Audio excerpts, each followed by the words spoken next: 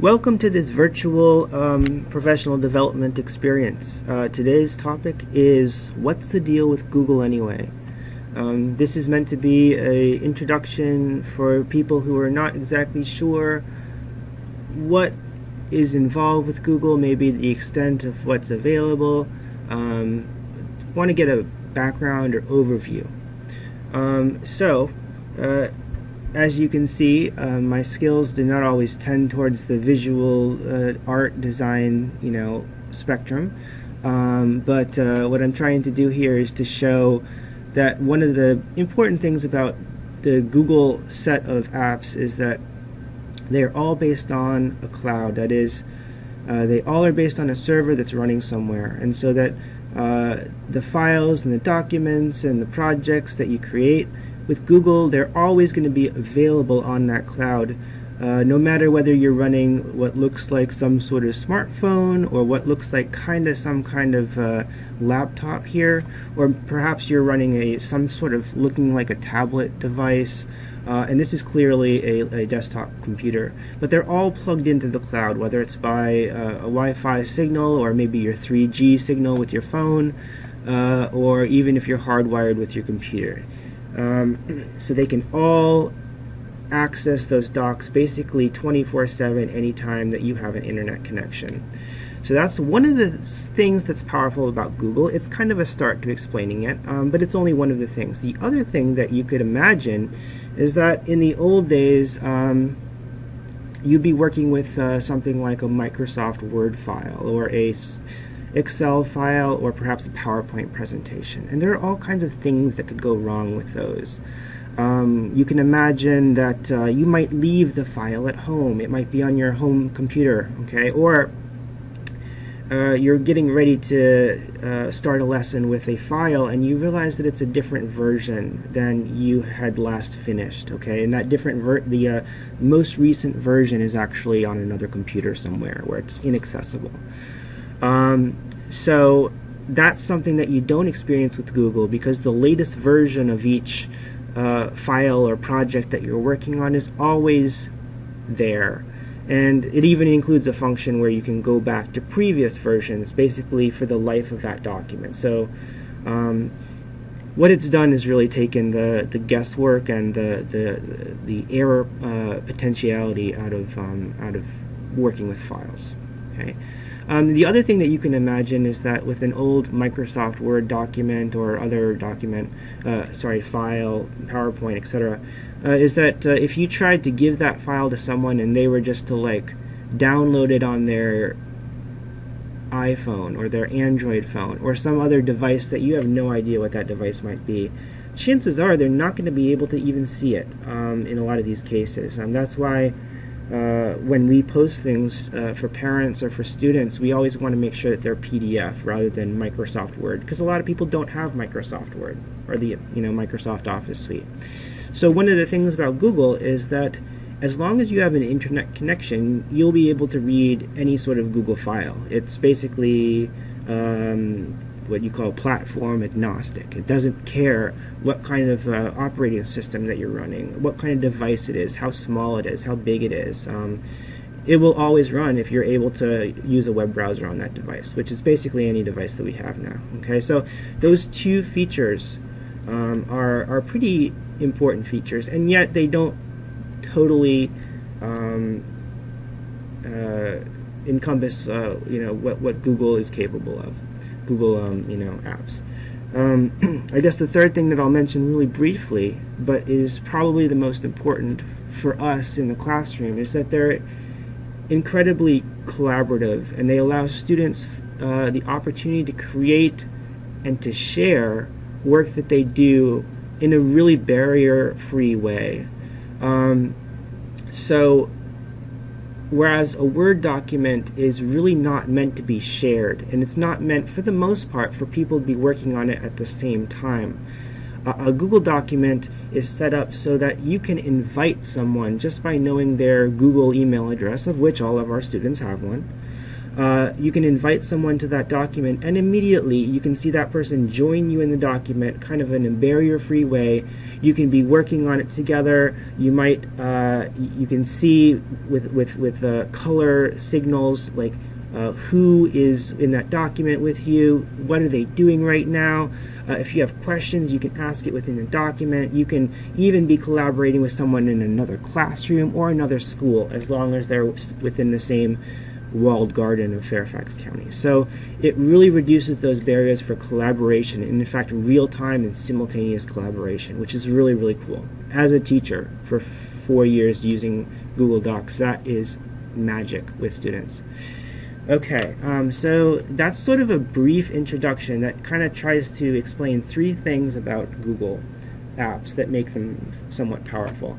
And I'll just continue on by talking about really briefly what the main apps are here. So first of all, for the most part, oops, I'm gonna get rid of that color. For the most part, Google Apps are all centered around what's called the Google Drive. That's the center. The drive is basically a storage space on the web in your Google account. As educators using Google Apps for Education, which is a special walled-off version of Google, we basically get the business product of Google, which is more powerful. It has more storage space. So the drive actually gives us 30 gigabytes of space. 30 gigabytes of space is not a lot if you want to store your entire family's, video history or something like that. But in context, you're likely to be able to use about 1 gigabyte on your network drive at school. So that's about 30 times the amount that you're able to use. So consider it a pretty darn good storage system for both yourself and also for your kids. So you can consider it like a Dropbox or like online storage. It's where all of your Google projects and documents reside, and they're all on the web. So I'm going to go ahead and flip to my drive. Okay, so what you can see here is this is the main screen of your Google Drive. Let's look at some of the features really quickly. I'll get into this in another video. I just want to do a quick overview. So over here I have my file system. Okay, so if I go to previous years here and I click into it, I can go to all the folders that I had in previous years. And once I start clicking into those, I'll start to see some files. Okay, so if I click on this, I will see a bunch of files that I've been using with students. Okay, and what you can see here is that some of these folders have a little person on them and some of them don't. If they have a little person on them, that means that they're shared with one or more other individuals.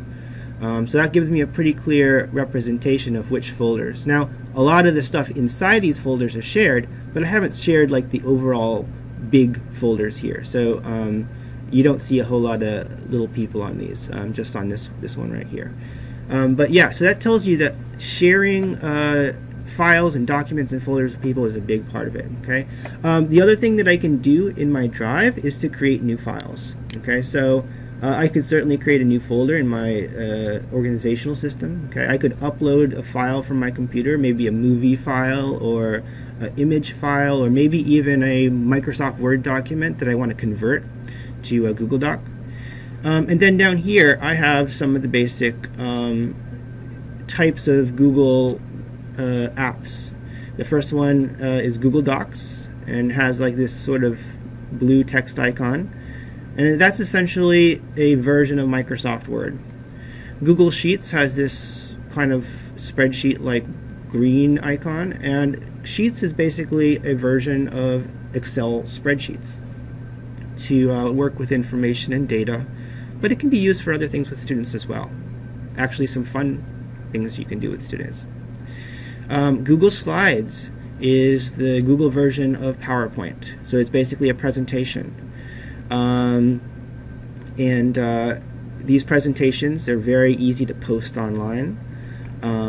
They're very easy to, if you want to prepare a presentation for a class, it's great because you can just work on that presentation up until the last minute, and you don't need to worry about transferring the latest version to your computer or something like that, because it's always the latest version on the cloud online. All right. So if I go to more down here, it gives me some more Google apps. Now, I'm not sure why they put Google Forms on the more side, because this is really a fundamental, essential app. It's really, really cool. Google Forms is basically, if you've ever seen like SurveyMonkey or something like that, Google Forms is a way to create a questionnaire. Maybe it's surveying opinions about something, or maybe it's trying to collect some narrative responses from people about something. What did you think? What's your feedback? But it could also be used for a quiz or an exit ticket or a variety of different other things. In fact, there's a add-on that you can add to Forms that if you ask multiple choice questions in a form, you can actually get them automatically graded for you, which is kind of cool, and it gives you a kind of a printout of that. But in any case, Forms are really cool. I don't really know why they're on the more side. They should be on the main side here. Google Drawings, okay? Google Drawings is actually pretty cool. It's not the most fully featured, like Photoshop or something like that. It's a little bit closer to Paint in a lot of ways, Microsoft Paint, but it's better than that. But it's a cool way to do sketches, or to do collages, or to put together images, to express a concept. So I've used that quite a few times successfully as a teacher. It's pretty cool. And I mean, art teachers and stuff like that, they figure out how to use it in better ways than I do. Google My Maps, this is new this year, okay? Previously, Google had the Map app, which allowed you to basically have a Google Earth style map of the world that you could manipulate. You could put markers down on it, you could attach pictures to it and links. So you can create, if you wanted, for example, to study China, right? You could start to put down a bunch of place marks for historical events, okay, or important cities, or and you could attach pictures to those, and you can attach links to more information. It's a great way for a student to, or students, because it's collaborative. You could have 4 people working on the same map at the same time. It's a great way for them to visualize and to be able to work with a map in a way that you can't do with like a piece of paper for the most part, or on an atlas. I mean, this is satellite quality, images. All right, so I have in my Google Drive the ability to create Google Apps scripts, which are programs. Scripts are pretty cool, but they require programming experience. You can use scripts that are sort of off the shelf that people have made that are kind of plug and play. But if you wanted to actually write your own, you go here. But that's something that I connected. It's another app. And then this is an example of one of the many third-party apps that are out there, and you have to be a little bit careful with those. And certainly students should not be downloading third-party apps and connecting them to their Google. I don't think that they can. Anyway, so that's a little bit long-winded, but it kind of shows you that there are a lot of basic apps here that give you a huge range of functionality, all within the same platform. Alright, so I'm going to head back to my EduCreations here. And so some of the things that branch off of Drive are going to be docs. Okay, we talked about slides. Okay, so these both, you will actually store them in your Google Drive Online sheets. Okay, so our spreadsheet. All right, Forms.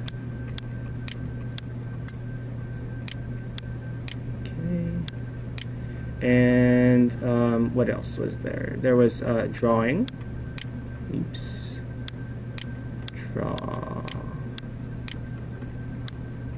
Drawing, and the new one, of course, was maps. It's pretty cool because that was previously available, but it was disconnected from Drive. Like, you actually had to go to a different web address. All right.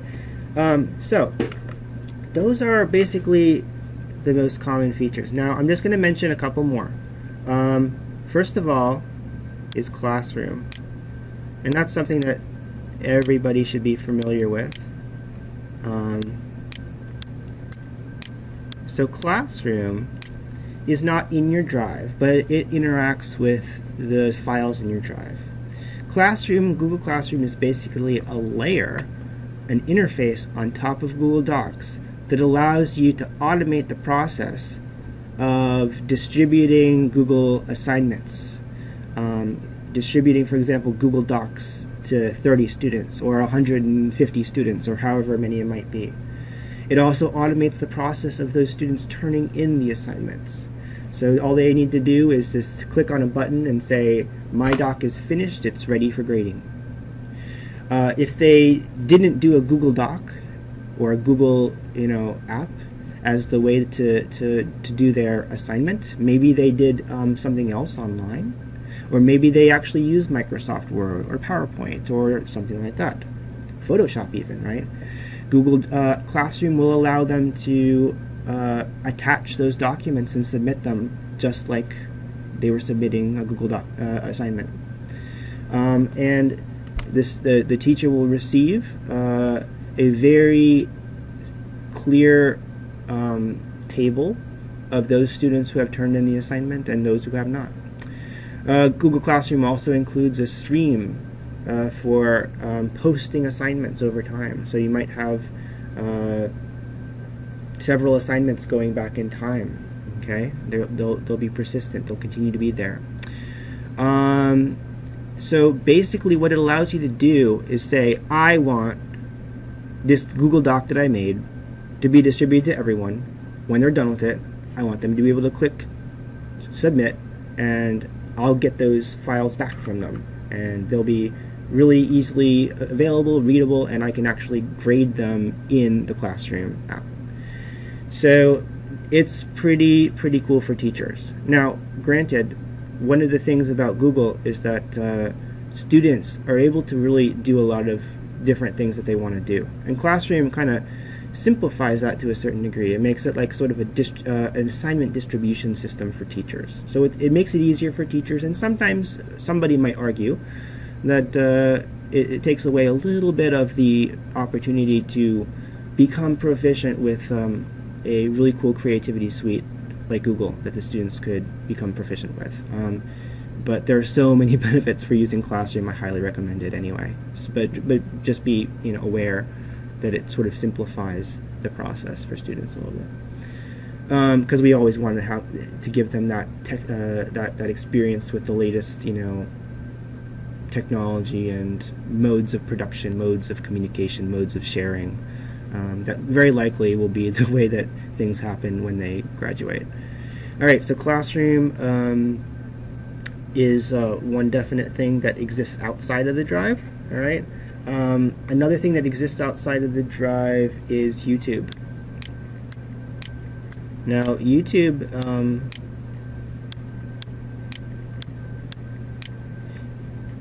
I'm not sure if everyone is aware, but YouTube is owned by Google. They bought YouTube.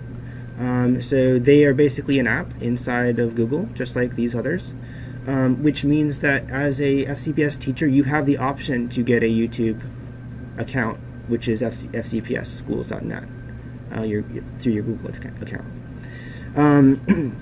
So one thing to say about YouTube is it makes it really easy to make videos for what they call a flipped classroom sometimes, where kids will actually watch stuff at home. This is something that some classrooms can manage, and others it doesn't really work for, of course. Or for example, in the classroom there might be stations where students might watch a short clip and then do something. It's possible. But if you want to create those types of those videos, it's very easy to do so with YouTube, and then you can upload it and make it available for people. So that function is there. The one thing about YouTube that's sort of an asterisk is that YouTube is not as walled off as the rest of the things. So if you post a video to YouTube, you can certainly say that it's private or that it's unlisted, so people can't search for it. They can only see it if they have the link. But it is sort of on the, in some sense, it's on the YouTube platform. So you do want to be a little bit careful about what you put on there. Like, for example, lessons and that kind of thing, great. Student celebration videos, are good as long as you don't have students who are opted out, that kind of thing. But it's pretty useful. Alright, so Classroom, YouTube. Another app that's outside of Drive is Hangouts. And Hangouts are basically video chats or audio chats and telephone calls, or text messaging, or not text messaging, but instant messaging. Okay, so it has those three functionalities within it. So it's possible to do a conference call, to do a meeting with your peers, your colleagues, through Hangouts. I've done it a number of times. It's a lot of fun, actually, because you can kind of fool around in it. There are lots of ways to play and blow off some steam if you want. It's very creative. But that functionality is there for you. Okay, that's one part of the apps. And Hangouts is also good if you want to do like a virtual field trip with your students. You could have somebody on a device somewhere doing a virtual field trip, walking you through some experience, like a museum. You could have a virtual conference with another class at another school or another country. Just keep in mind that Hangouts is kind of designed for people, maybe a group of people who are probably wearing headphones and with a microphone. So if you do have like a whole class full of students speaking to another class full of students, you will need to be aware of the audio issues, because you will have, if you don't manage the audio correctly with speakers and microphone and that kind of thing, you'll get that whole like echo thing back and forth, if that makes any sense. But I have some experience with that. You're welcome to ask me if you do plan to do sort of a virtual conference or a conference call or something, sharing of that sort. Alright, Hangouts, so that's really, really, really cool. And the last thing I think that I'm going to mention is Google Plus. So Google Plus is the social network, sort of, for Google. You could compare it to something like Facebook. So the thing about Google Plus is it's really, really good for professional stuff and for finding groups of people who have similar interests to you. There are groups for just about everything, and if you join one of those groups on Google Plus, every day you'll just get the latest, posts from people about gardening, if that's what you want, or programming. That's the one that I'm in. Or I happen to have like an SBITS group that's on there for my particular position. So we talk about stuff, we post the latest things, we say, oh, this worked very well. There are groups for different sections of teachers, elementary level, secondary level, people who are doing project based learning, inquiry-based learning. Google Plus is a great place to join and become part of a community and be able to connect with lots of people who are outside of your school. And it's actually a great place to connect inside your school. If you want to join the Dogwood community, just go to Google Plus and search for the Dogwood community. Now, the one thing about Google Plus is that it's similar to YouTube. Your profile on Google Plus is in some ways a public profile in the sense that depending where you post, if you post on a public forum, not a private forum in Google Plus, people outside of the school system are going to be able to see that. So just that's sort of a heads up, because Google Plus is not locked down, neither is YouTube. They're sort of, our FCPS bubble exists, but like you're also able to go outside of that bubble. Whereas most of this other stuff, you stay within the bubble. And for example, I should just mention this really quickly. Google Docs are all walled in, so you can't even share your docs with, for example, your friends, okay, because they're not FCPS employees or students. You can't share them with parents because they're not FCPS employees or students. They're very strict about making sure that it's a secure environment for students where they're not going to be interacting with someone outside of the system. Okay, so this was a bit of a long introduction, but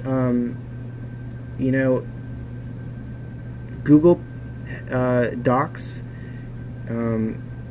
has a great potential to motivate students. It's collaborative. There are very few barriers. They can create in a very free way. They can share with their peers, work in real time together with them, and it doesn't have anything to do with the devices that a student might have. All devices will work, and the files will always be available at all times at home, 24/7, at school, elsewhere, at the library. So I highly recommend that you get familiar with some of the basic ones, and if you like it, experiment with some of these extra ones that I talked about as well. Alright, I hope that you found this introduction to be useful, and I will be putting out specific videos on each of the individual apps. Alright.